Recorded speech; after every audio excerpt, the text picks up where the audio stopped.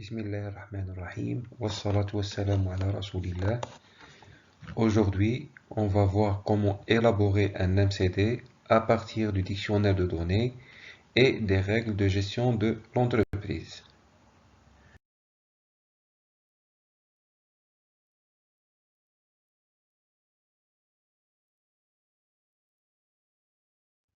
On va utiliser la première méthode, c'est la méthode de la matrice des dépendances. Puis on va passer à la deuxième méthode qui est la méthode de la structure d'accès théorique. Alors, soit le MCD validé suivant. Comme nous savons tous, un MCD se comporte de la liste des libellés, une abréviation proposée pour chaque libellé, le type de données de chaque libellé, la taille, est-ce que c'est un champ élémentaire ou c'est un champ calculé, et une colonne pour l'observation.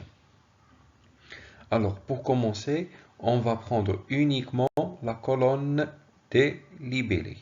Sachant qu'on peut faire le même travail avec l'abréviation, la colonne de l'abréviation, mais pour être plus clair, on va utiliser les libellés.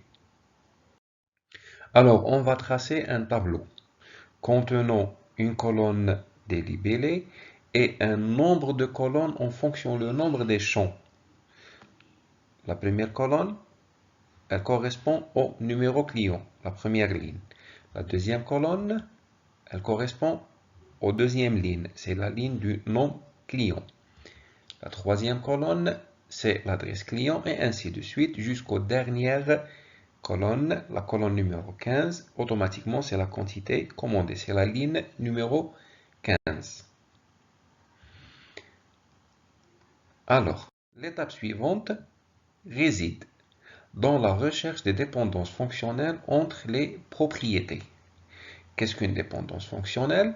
Alors, les dépendances fonctionnelles est une relation entre deux propriétés qui exprime que la connaissance de la valeur d'une propriété détermine la connaissance d'une valeur unique d'une autre propriété. Qu'est-ce que ça veut dire? Si on connaît par exemple le numéro d'un client, on peut forcément et facilement déterminer son nom et son adresse. Par contre, si on connaît le nom d'un client, on ne peut pas déterminer par exactitude son numéro par peur d'avoir deux clients qui ont le même nom. Si on connaît le numéro du client, on peut facilement déterminer son nom, son adresse et toutes ces informations. Par contre, à l'inverse, on connaît par exemple le nom d'un client, on ne peut pas déterminer par exactitude son numéro.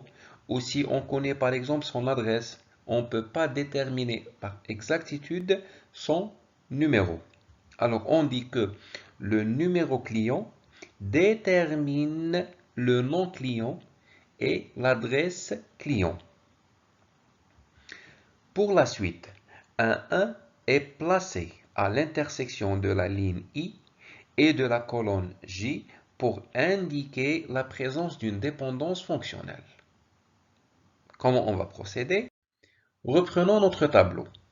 Alors la première des choses, on va tracer un 1 en diagonale parce que chaque information se détermine. Un numéro client détermine le numéro client, un nom client détermine le nom, une adresse client détermine l'adresse. Pour cela, on a mis un 1 en diagonale. Chaque champ se détermine. Et puis, on va prendre colonne par colonne, ou propriété par propriété, ou champ par champ. On va commencer avec un numéro client. Qu'est-ce qu'on peut déterminer d'autres propriétés dans le tableau? Alors, avec un numéro client, on peut facilement déterminer le nom du client ainsi que l'adresse du client. Si on connaît le numéro du client, on peut facilement déterminer son nom et on peut facilement déterminer son adresse. On passe au deuxième champ, le champ nom client. Si on connaît le nom client, on ne peut rien déterminer, ni le numéro, ni l'adresse, ni autre chose. Alors, on passe au champ 3, c'est l'adresse client. Si on connaît une adresse client, est-ce qu'on peut déterminer le numéro du client? Impossible de le déterminer en exactitude, par peur que deux clients habitent dans la même adresse. On passe au champ suivant, ou plutôt dans la propriété suivante, c'est la propriété numéro facture. Avec un numéro de facture, on peut déterminer la date facture. Si on connaît le numéro d'une facture, on peut facilement déterminer sa date. En plus, puisque une facture n'est destinée qu'à un et un seul client. Une facture n'est destinée qu'à un et un seul client. Alors on peut facilement déterminer le numéro du client, ainsi que le nom du client et l'adresse du client. On ne peut pas déterminer l'article à partir d'une facture, tout simplement parce qu'une facture peut contenir plusieurs articles. Et on a dit pour avoir une dépendance fonctionnelle, il faut que, avec un champ, une propriété, on détermine une autre propriété qui a une valeur unique. Dans le cas d'une facture, une facture peut contenir plusieurs articles, alors on aura plusieurs valeurs pour l'article. Ce n'est pas une valeur unique. Pour cela, on ne peut pas déterminer à partir du numéro de facture, on ne peut pas déterminer les articles concernés par cette facture. On va passer à la date facture. À partir d'une date facture, on ne peut pas déterminer son numéro par peur d'avoir plusieurs factures qui ont la même date. À partir de la date facture, on ne peut pas déterminer par exactitude le numéro facture par peur de l'existence de plusieurs factures qui ont la même date. C'est ce qu'on vient de le dire. Alors, on va passer au champ suivant, c'est la référence article. À partir d'une référence ou d'un code article, qu'est-ce qu'on peut définir? Qu'est-ce qu'on peut déterminer? Avec une référence article, on peut facilement déterminer la désignation, c'est-à-dire le nom de l'article, ainsi que le prix de vente de ce article. Avec la désignation article, on ne peut pas déterminer la référence article par peur d'avoir plusieurs articles qui ont la même désignation. On passe au champ suivant, c'est le numéro bon de commande. Avec un numéro de bon de commande, qu'est-ce qu'on peut déterminer? On peut facilement déterminer la date du bon de commande. Et avec le même principe, un bon de commande n'est délivré que par un et un seul client. Alors on peut facilement déterminer un bon de commande n'est délivré que par un et un seul client, alors on peut facilement déterminer le numéro client, le nom client, ainsi que l'adresse client. Et la même chose avec un bon de commande, on ne peut pas déterminer la référence article ou l'article par peur d'avoir tout simplement parce qu'un bon de commande peut contenir plusieurs articles. On ne peut pas déterminer l'article parce qu'un bon de commande peut contenir plusieurs articles. C'est ce qu'on vient de dire. On passe au champ suivant, c'est la date du bon de commande. Avec une date bon de commande, on ne peut pas déterminer par exactitude le numéro bon de commande par peur d'avoir plusieurs bons de commande qui ont la même date. On passe ensuite au champ suivant, c'est la quantité facturée. Avec une quantité facturée, on peut déterminer ni la facture, le numéro de facture, ni le produit, ni rien du tout. On passe au champ suivant, c'est le prix de vente d'un article. Un prix de vente ne peut pas, avec le prix de vente, on ne peut pas déterminer l'article, tout simplement par peur d'avoir plusieurs articles qui ont le même prix de vente. On passe au champ suivant, la propriété suivante, c'est le numéro du bon de livraison. Un numéro de bon de livraison avec un numéro de bon de livraison, on peut facilement déterminer la date bon de livraison. Alors, un bon de livraison est délivré par un fournisseur. Cette partie n'est pas prise en charge dans notre étude. Alors, un bon de livraison est délivré par un fournisseur. Les informations du fournisseur ne sont pas prises en charge dans notre cas. Alors, on ne peut pas déterminer l'article tout simplement parce qu'un bon de livraison peut contenir plusieurs articles. C'est le même cas que la facture et la même chose pour le bon de commande. On passe au champ suivant, c'est la date bon de livraison. Avec une date, on ne peut pas déterminer le numéro bon de livraison, tout simplement par peur d'avoir plusieurs bons de livraison qui ont la même date.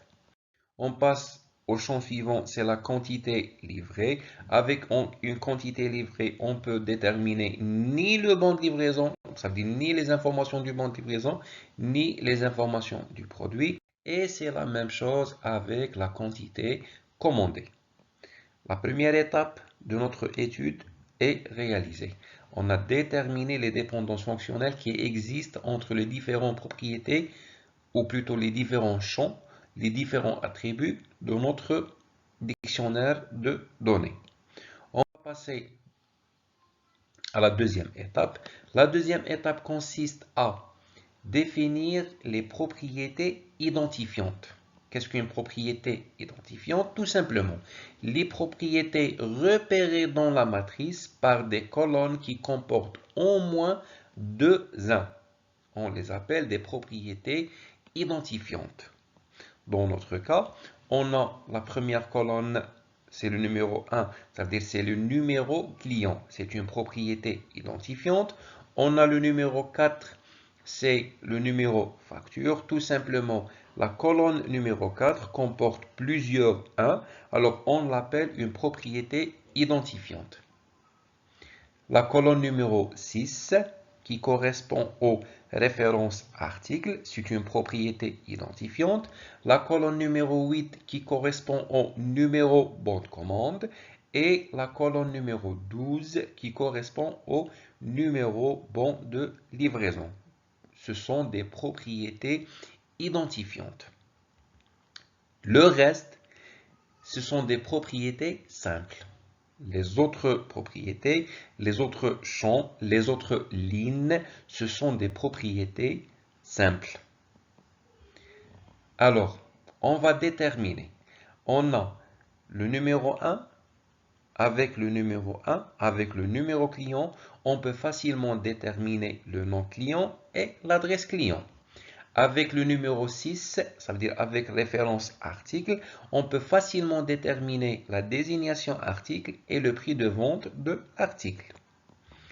Avec le numéro 12, le numéro bon de livraison, on peut facilement déterminer la date bon de livraison. On va remarquer, on va prendre la colonne numéro 4.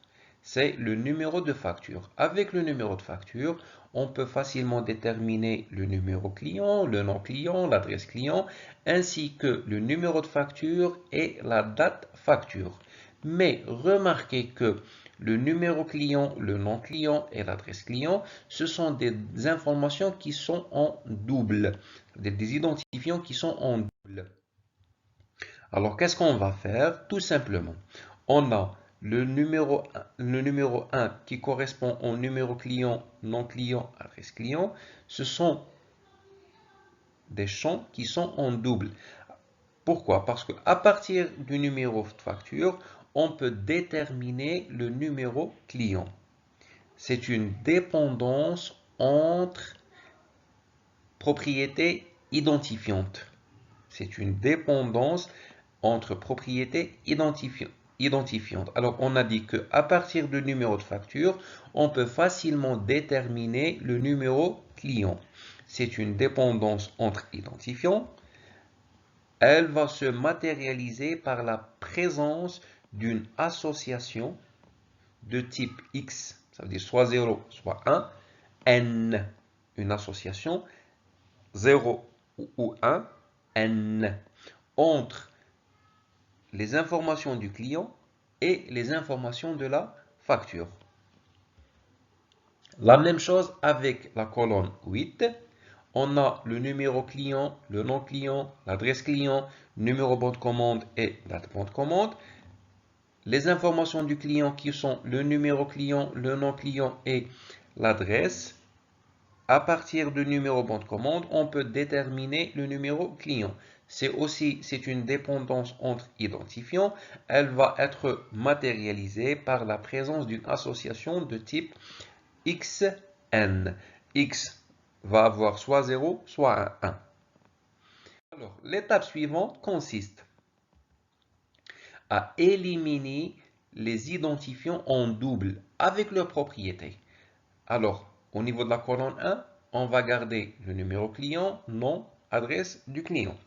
Au niveau de la colonne 4, on va éliminer le numéro client, le nom et l'adresse.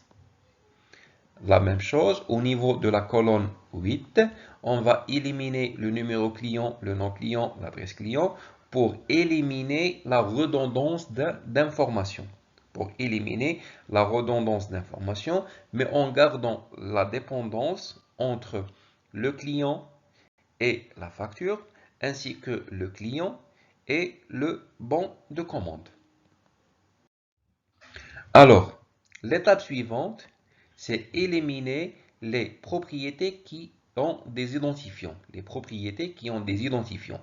Exemple, la colonne numéro 2, c'est le nom client. Le nom client, on peut l'identifier, on peut le déterminer à partir du numéro client. Alors, on va enlever le 1 de la colonne 2. La même chose avec l'adresse client. C'est une propriété qui a un identifiant qui est le numéro client. Alors, on va éliminer le 1 de la colonne 3.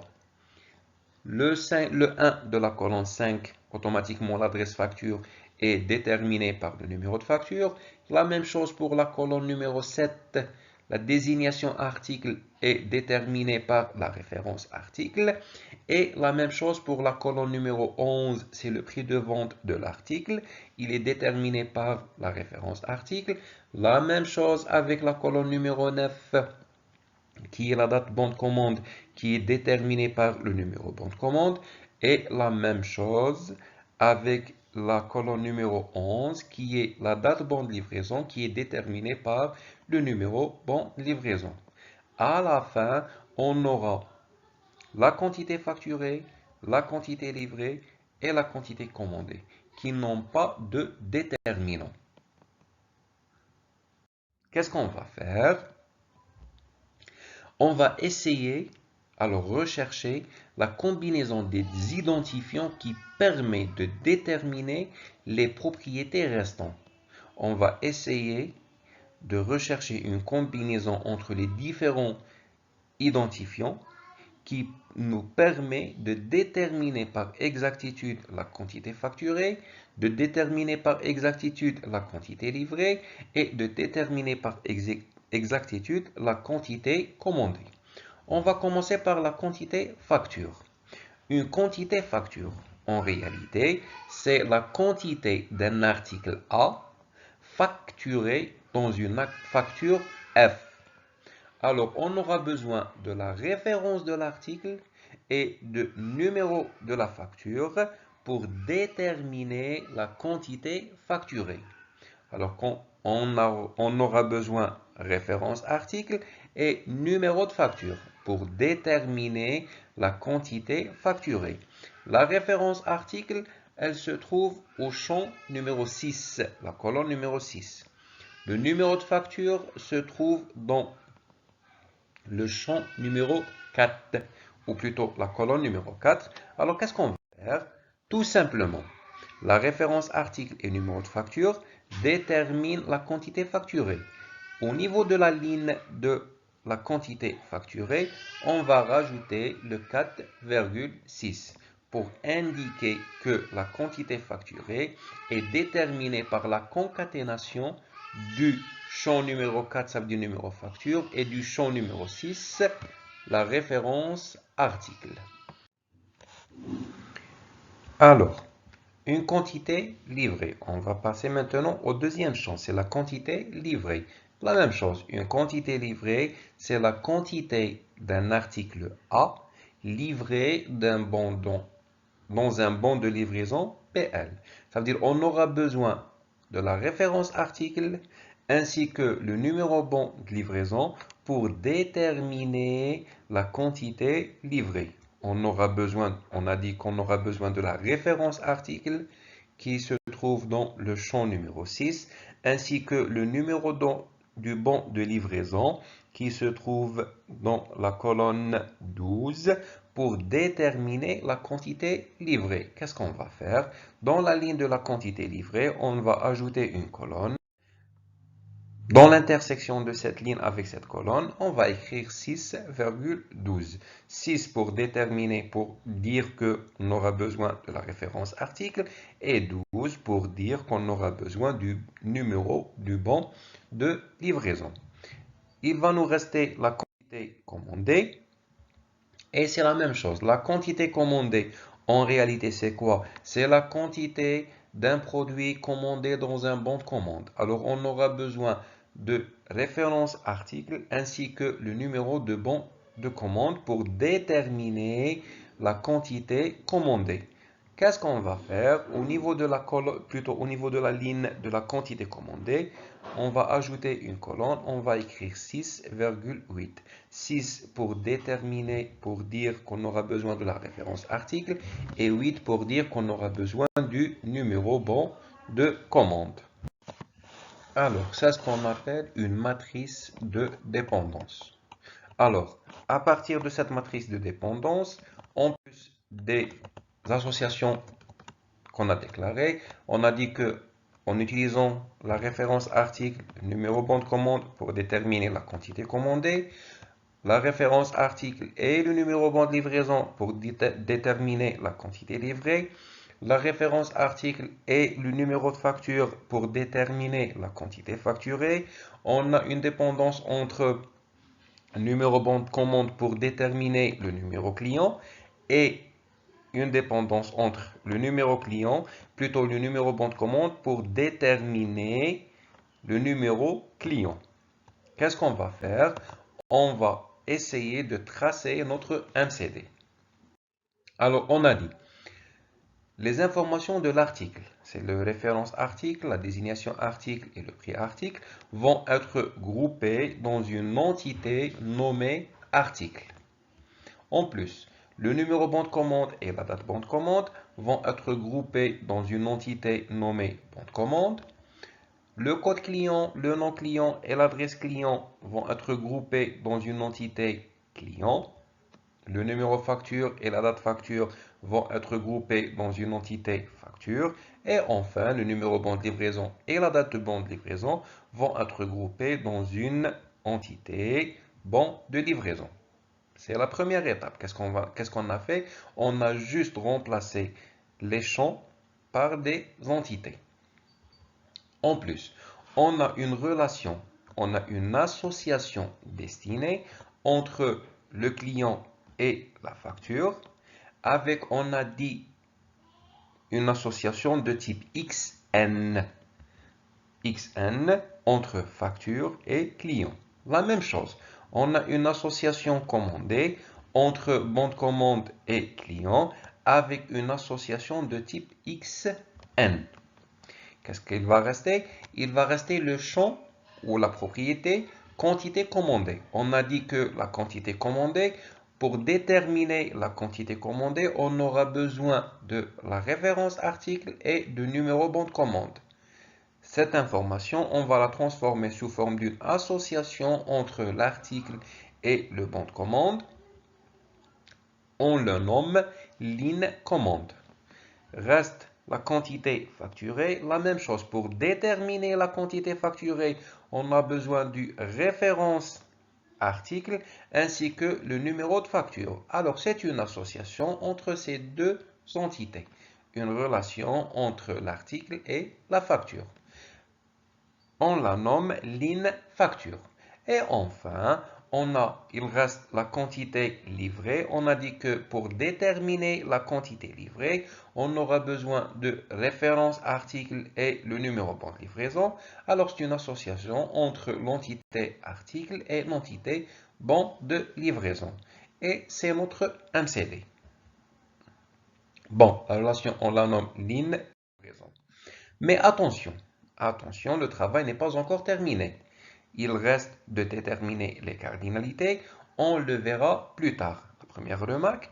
La deuxième des choses, cette méthode est très lourde dans sa mise en œuvre dès que le nombre de propriétés devient important.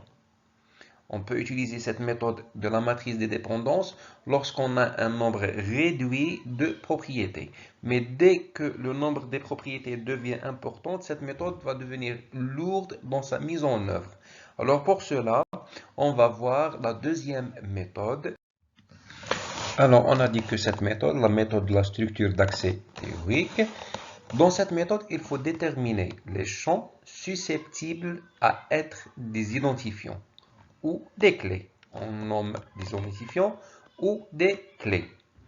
Principalement, les champs qui n'acceptent pas les valeurs nulles nés de doublons. Généralement, ce sont des champs ou des attributs comme code, numéro, référence, identifiant, etc.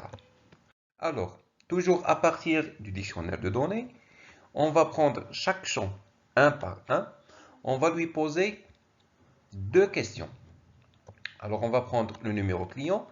Est-ce qu'on peut trouver deux clients qui ont le même numéro? Oui ou non? La deuxième question, est-ce qu'on peut trouver un client qui n'a pas de numéro?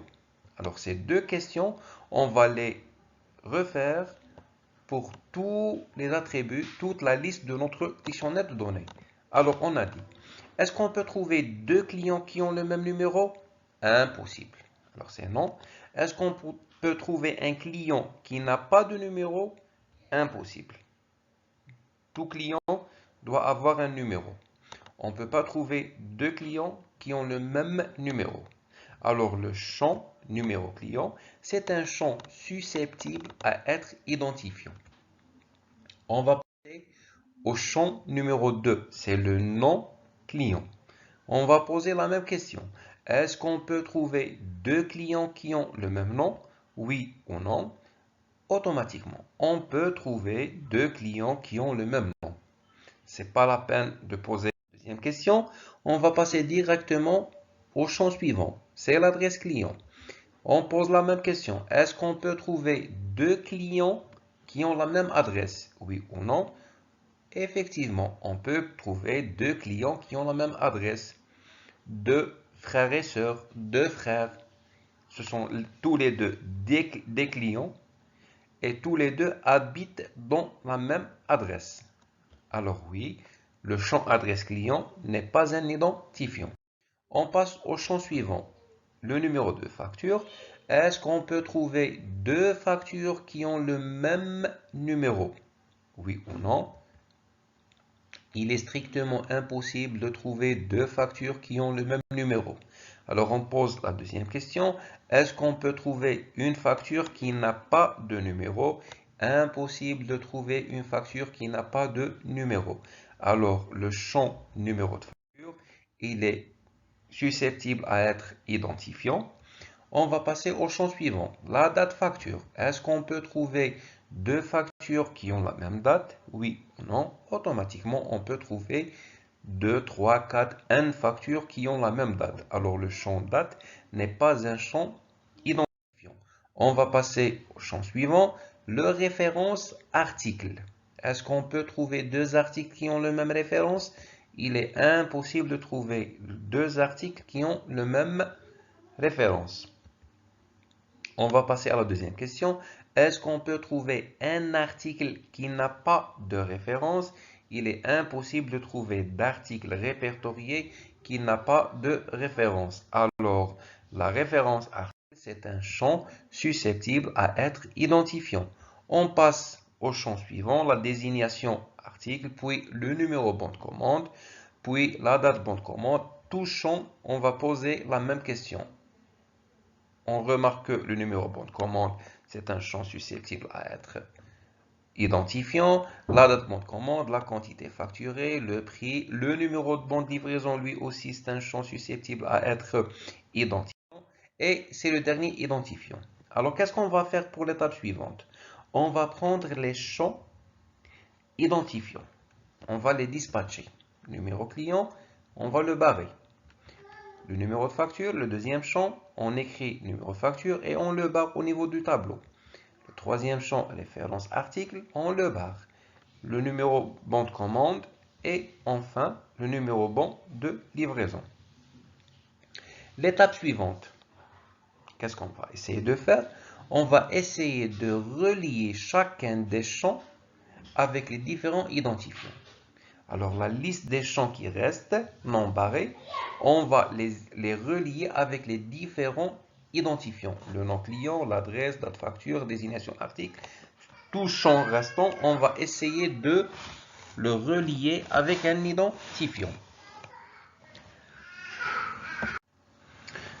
Alors l'identifiant détermine le champ. Un identifiant détermine un champ. La valeur du champ dépend de la valeur de l'identifiant. Exemple, si on prend un numéro client, le client qui a comme numéro client 150. Quelles sont les informations du tableau qu'on peut déterminer directement avec ce numéro client? Avec le client qui a numéro client 150, quelles sont les informations qu'on peut déterminer avec cette information? Alors, on trouve que le client numéro 150, il a comme nom, par exemple, Ben Mustafa, et il habite à l'adresse 13 rue de la Paix. Alors, on peut déterminer, grâce au numéro client, on peut déterminer directement le nom client et l'adresse client. Le numéro client détermine le nom client et l'adresse client. On dit que le numéro client détermine le nom client et le numéro client détermine l'adresse client. Qu'est-ce qu'on va faire? On va prendre le numéro client. On a dit que le numéro client détermine le nom client et on a dit que le numéro client détermine l'adresse client. On barre le numéro client, plutôt le nom client et l'adresse client. Il reste la date de facture, la désignation article, le numéro bon de commande, la quantité facturée, le prix de vente, date bon de livraison, la quantité livrée et la quantité commandée. On passe maintenant à la référence article. Quelles sont les informations qu'on peut facilement déterminer avec la référence article? Alors, avec une référence article, on peut déterminer facilement la désignation de l'article. Avec la référence article, on peut déterminer facilement son prix de vente. Alors, ce qu'on va faire, le référence article, on détermine, on a dit la désignation article et on barre la désignation article. Voilà. Et on a dit que la référence article détermine le prix de vente d'un article. Et on barre le prix de vente de l'article. Il nous reste la date facture, date bon de commande, quantité facturée, date bon de livraison, quantité livrée, quantité commandée. Ce sont les champs qui restent dans le tableau qui ne sont pas barrés. On va prendre. Alors, on a dit qu'il reste date facture, date bon de livraison, date bon de commande, quantité livrée, quantité commandée et quantité facturée. Avec le numéro de facture, on peut déterminer la date facture. Avec le numéro bon de livraison, on peut déterminer facilement la date bon de livraison. Et avec le numéro bon de commande, on peut facilement déterminer la date du bon de commande. Avec quoi? La question qui se pose, c'est avec quoi et comment on peut déterminer la quantité livrée, avec quoi et comment on peut déterminer la quantité commandée, et avec quoi et comment on peut déterminer une valeur unique de la quantité facturée. Alors, avant ça, on a dit qu'avec la référence article, on détermine la désignation article.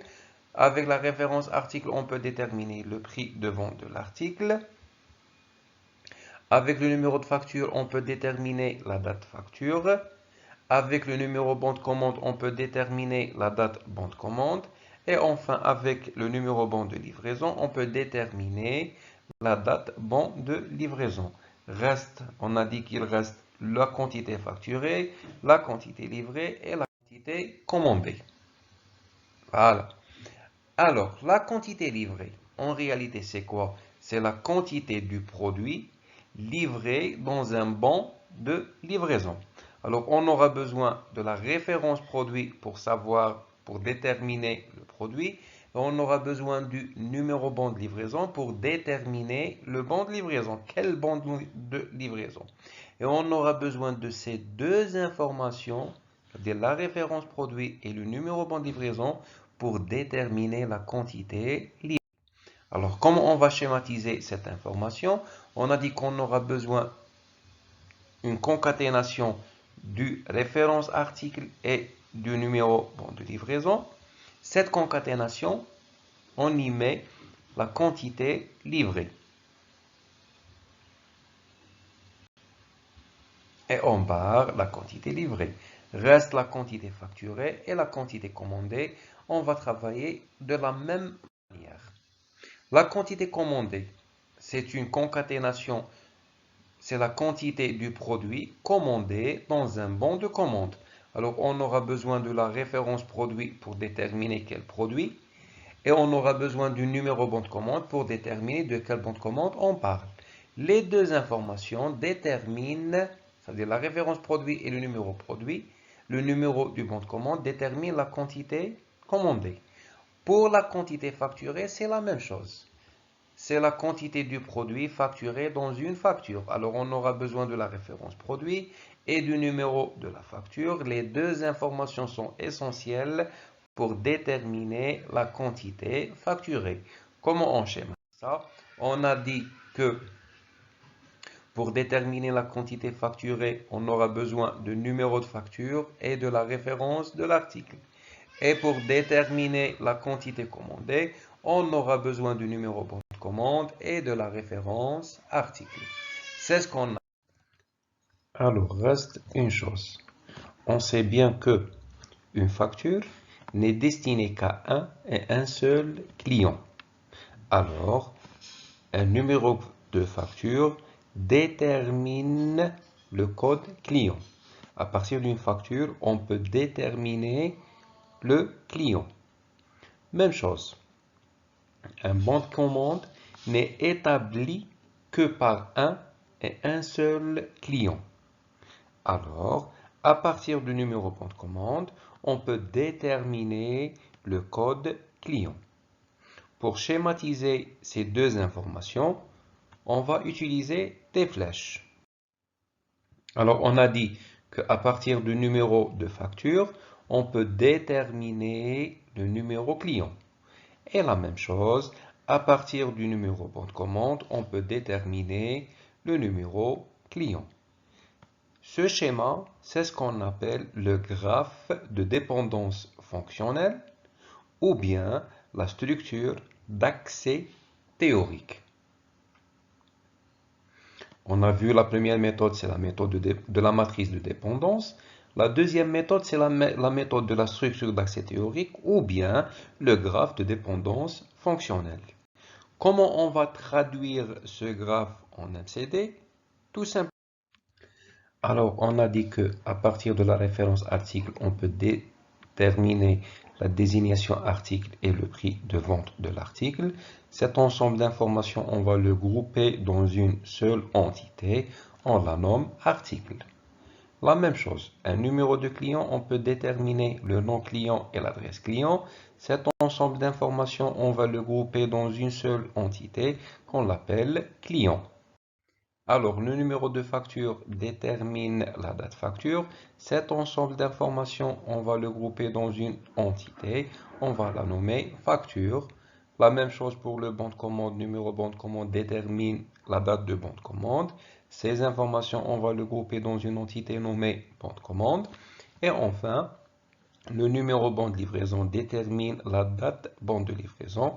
Cet ensemble d'informations, on va le grouper dans une entité et on va la nommer bon de livraison. Restent les associations. l'association. Alors, on a dit qu'à partir du numéro bon de commande, on peut déterminer le numéro client, sachant que le numéro client, le nom client, adresse client sont regroupés dans une entité nommée client. La même chose pour le bon de commande, numéro bon de commande et la date bon de commande sont regroupés dans une entité bon de commande.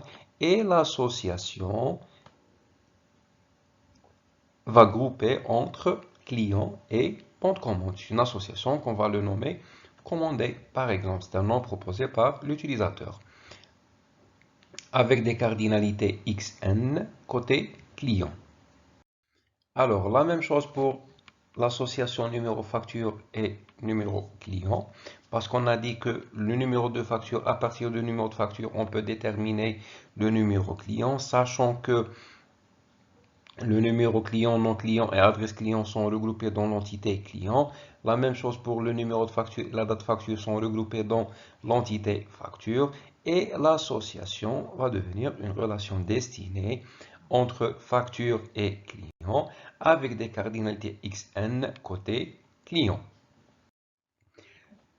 Pour la quantité facturée, on a dit que pour déterminer la quantité facturée, on aura besoin du référence article et de la numéro de facture, sachant que référence article, désignation et prix de vente, ainsi que la facture et numéro de facture sont devenus l'entité facture, l'entité article, la quantité, l'information quantité facturée va devenir une relation ligne facture.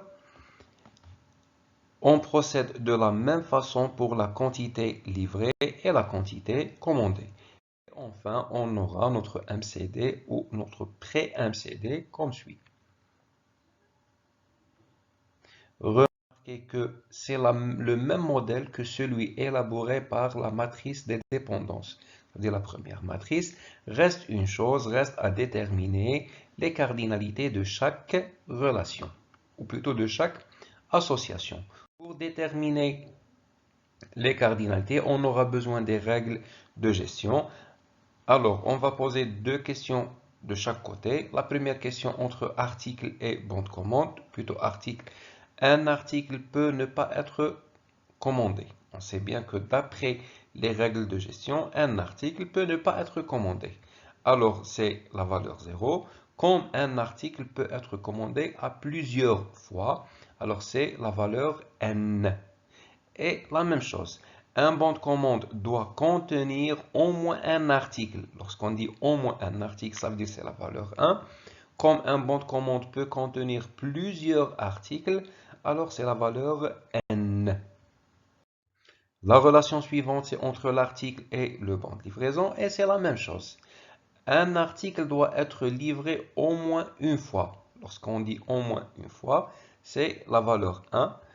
Comme un article peut être livré plusieurs fois, alors c'est la valeur n. Ces informations sont extraites à partir des règles de gestion de l'entreprise et peuvent être changées d'une entreprise à l'autre. Alors on commence, on termine. Un bon de livraison doit contenir au moins un article, ça veut dire c'est la valeur 1. Un bon de livraison peut contenir plusieurs articles, c'est la valeur n. Pour la suite, la ligne facture entre article et facture. Un article peut ne pas faire l'objet d'aucune facture. Ça veut dire que c'est la valeur 0, comme un article peut faire l'objet de plusieurs factures. Un article peut être facturé plusieurs fois. Alors, plusieurs fois, c'est la valeur n. Une facture doit contenir au moins un article. Ça veut dire que c'est la valeur 1. Comme une facture peut contenir plusieurs articles, c'est la valeur n. On continue. La relation entre client et facture. Un client peut ne pas être le destinataire d'aucune facture, alors c'est 0. Comme un client peut être destinataire de plusieurs factures, c'est n. Une facture doit être destinée à au moins un client, ça veut dire minimum 1, comme une facture ne peut être destinée qu'à un et un seul client, c'est-à-dire maximum 1. On continue. Entre client et bon de commande, on a l'association commandée. Un client peut n'établir aucun bon de commande, alors c'est 0. Comme un client peut établir plusieurs bons de commande, alors c'est N. Côté bon de commande, un bon de commande doit être établi par au moins un client, ça veut dire c'est 1. Comme un bon de commande ne peut être établi que par un et un seul client, c'est-à-dire le maximum c'est toujours 1. Et enfin, le voici, notre MCD élaboré à partir du dictionnaire de données et des règles de gestion de l'entreprise. En utilisant les règles de gestion de l'entreprise, en utilisant les deux méthodes. Une des deux méthodes, soit la méthode de la matrice de dépendance, ou bien la deuxième méthode, c'est la structure d'accès théorique ou le graphe de dépendance fonctionnelle. Merci pour votre attention et au prochain cours, Inch'Allah.